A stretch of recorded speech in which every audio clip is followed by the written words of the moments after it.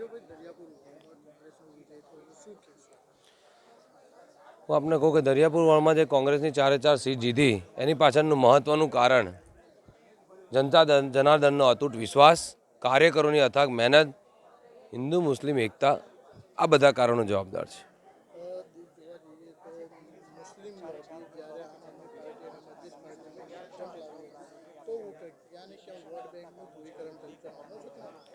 ચોક્કસ મતની અંદર ધ્રુવીકરણ થયું છે, પણ છતાં હું આપને કહું કે મતદારો કેટલીક જગ્યાએ એવા પરિબળો આવ્યા છે કે મતદારો કેટલીક જગ્યાએ સ્વયંભૂ બહાર નીકળીને મતદાન સારું પણ કર્યું અને કોંગ્રેસની ફેવરનું કર્યું, એટલે જમા પાસું પણ છે.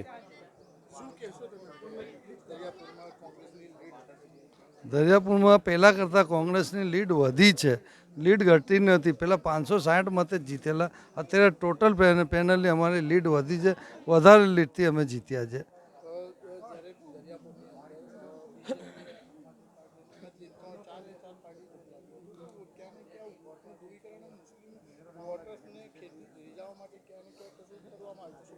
નહીં, દરિયાપુરની સાની પ્રજા છે. આપણે બીજેપી હોય કે મજલિસ હોય, કોઈ પણ પ્રજા હોય, પ્રજા બહુ સાની છે. આવી કોમવાદી પડોને પ્રજા જકારો આપે છે. એ લોકોને અમે પહેલાંથી જ ગણતા નહોતા. અમારી કોમી એકતાની એક પેનલ છે, એ પેનલ પ્રમાણે અમે જીત્યું છે અને દરિયાપુરની સાની પ્રજાએ સારા ઉમેદવારને વિજય અપાયું છે. દરિયાપુરની જનતાનો હું આભાર માનું છું. દરિયાપુરની જનતાનો વિજય છે, એક લોકતંત્રનો વિજય છે અને ચોક્કસ અમારી પેનલનો વિજય તો છે જ. દરિયાપુરની જનતાને અમે લોકો એ ખાતરી આપીએ છીએ કે એ લોકોના કાર્યો જે પણ બાકી છે, અમારા અગાઉ કોર્પોરેટર MLA શ્રીઓ કાર્ય કરતા હતા, બટ એમના જે પણ કાર્યો અધૂરા છે એ અમે ચોક્કસ પરિપૂર્ણ કરીશું. બસ અમારી જે વિજેતાનો વિષય છે એ દરિયાપુરની જનતાનો વિજય છે અને એ લોકો જો લોકશાહી તંત્ર છે એ લોકો જે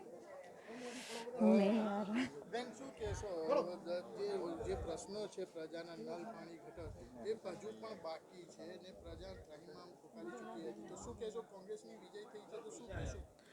અગાઉ પણ મેં આપને કહ્યું કે દરિયાપુરની જનતા એ કોંગ્રેસ માટે તત્પર રહી છે અને કોંગ્રેસ એ પણ અત્યારે એ વિશ્વાસ દરિયાપુરની જનતાએ અમને જીતાડીને અપાવ્યો છે અને ચોક્કસ જે પણ કાર્યો અધૂરા છે એ અમે પરિપૂર્ણ કરવા માટે તત્પર છીએ જ અને રહીશું.